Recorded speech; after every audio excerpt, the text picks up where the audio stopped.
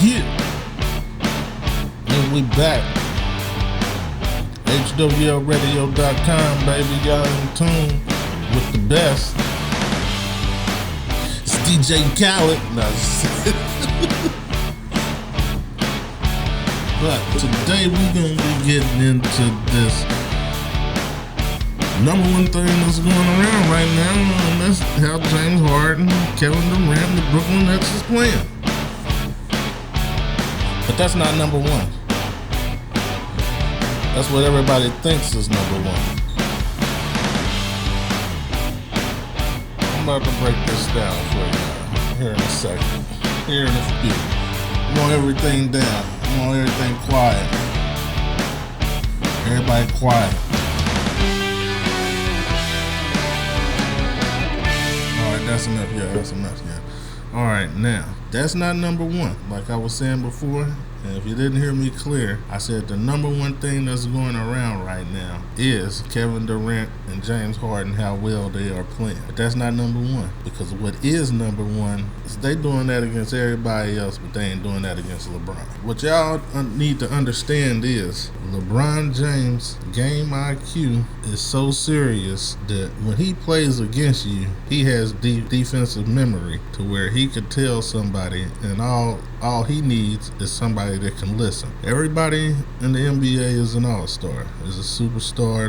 They a pro. Put it that way. They pro basketball players. Everybody that's in the NBA. So not everybody that's a pro can take instructions, directions, and listen. LeBron James has around him people that take instructions and directions good and that listens. So he can make it harder for you as a player that he done played before. And if you can't complete the task, then let's switch up. I could tell you even how to guard this person. That's what makes him so dangerous, because he's an on-field coach. And not only is he an on-field coach, but he can get in the way of what you trying to do instead of the coach knowing what to do on the sideline. This nigga's in the game. And from past history and years, what I have noticed is that LeBron James has always kind of messed up Harden's game, kind of messed up Kyrie's game. But there's one person whose game he really couldn't mess up, and that's Kevin Durant. That's why everybody speaks of Kevin Durant with LeBron James. And you know, I ain't no hater, so I gotta give it up.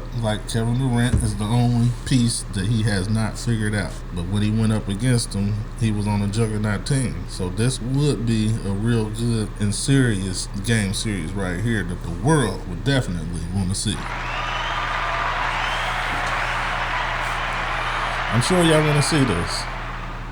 But you know, it's just that defense is definitely a weakness. And if all you have, like I thought they had somebody they can count on to come in for DeAndre Jordan. Everybody knows DeAndre Jordan is almost kind of like a Dwight Howard. He's prone to get in foul trouble. So when he gets in foul trouble in a playoff game that is slowed down, meaning he can get more fouls in little time, that's not good. That's not good for them, because then you have, and like they said, when Nick Wright said, not that, when Kyrie comes back, you already have a defensive fault. He gonna add more offense, but we just gonna have to see, because if all of them can score 30 points every game, they're definitely an offensive problem. The thing with Golden State was they was a complete team. This team has a weakness, so you cannot say that this is the next Golden State. Golden State has centers and everything. This team only has one.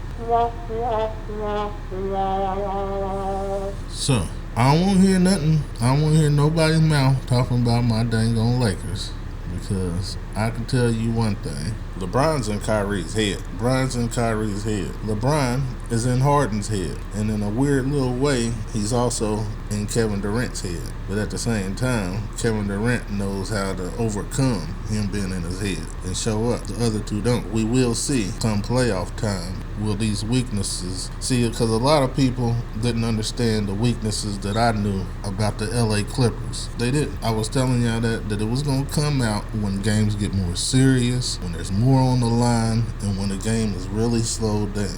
Then you see. So that's the only time we're going to see this. So you can get as hype as you want to, but they're definitely going to have to fix that weakness. Just like the Lakers are going to have to fix their weakness as with a faster center. Like I said, they need that. They missing that. Getting rid of Dwight Howard was the worst. But who I feel the saddest for here right now is Russell Westbrook. Because it looks like everybody's about to have a bright future right now except Russell Westbrook. And let's say that James Harden and Kevin Durant do go on and win the finals championship. Now who looks like they was the problem the whole time? Russell Westbrook. Now Russell Westbrook coming to the Lakers, that would be real good. That would be real good, but they still need to figure out that center problem, but that would put Russell Westbrook in a point to where he can prove that they were the problem, and he wasn't. But right now, with the team he's on, I don't know how soon that's going to come, but it could be in the talks right now if he was a Laker. So that's going to be it for today, man. So y'all make sure that y'all hit that like, that share, that subscribe, and you tell a friend, tell a friend, tell a friend that knows a friend, that loves a friend, that likes a friend, that wants a friend to know about this friend, that's talking to the friends on the internet, friend, to go ahead and tell them to subscribe to HWLRADIO.com on YouTube, on all platforms, the podcast, the radio station, download the app, HWLRADIO.com. It's everywhere. It's a lifestyle. We got them shirts. HWLRADIO.com. Just HWLRADIO.com. It's the way of life.